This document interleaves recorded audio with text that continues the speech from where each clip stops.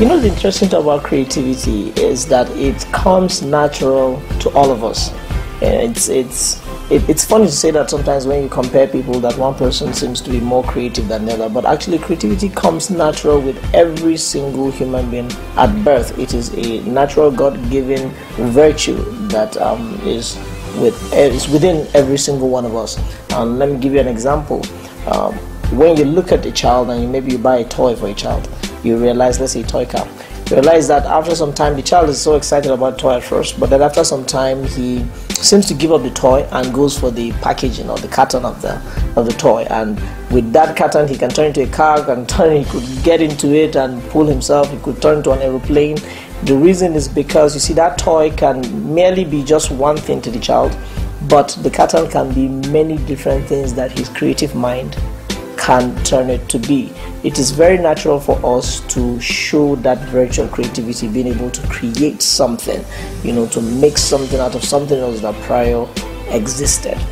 Now, the reason why many of us find it difficult to exhibit creativity is because we have not exercised the muscle of creativity. And I use that word very carefully and very intentionally. You see, creativity is like a muscle. And when you see some people that are so well built, you look at their bodies and they have what we call chambers, and their hands are so well built, you know that they were not born that way. They became that way after a series of exercises and so many different things that they kept on doing, pulling weight, and they did it consistently every single day. And after some time, their body took that shape.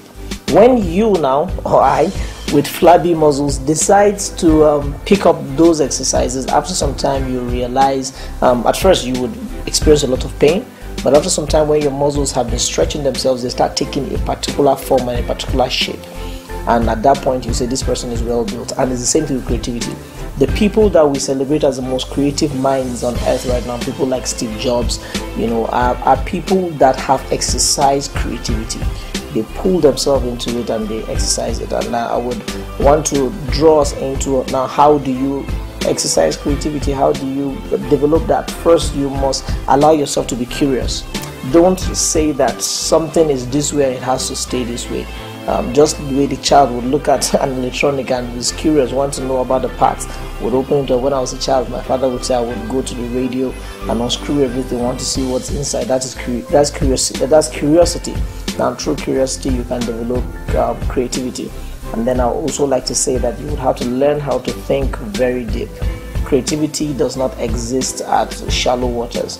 You would go very deep before you can tap into your creative genius. Then one thing that limits us or that stops us from releasing the creative genius in us is that we get used to our environments and we become a part of the environment. Now, if you are living in a particular place or with a particular type of people that think in a particular direction, and you allow that environment to influence you, that environment would engage you. It will form a limit to what you can achieve. It will form a limit to how creative you can become. So you would have to ensure this. You have to take conscious effort to see that you are not restricted by your environment. If you would do that, creativity will be more prevalent in your life and in the things that you do. You would seem to think and to act differently from the people that are around you.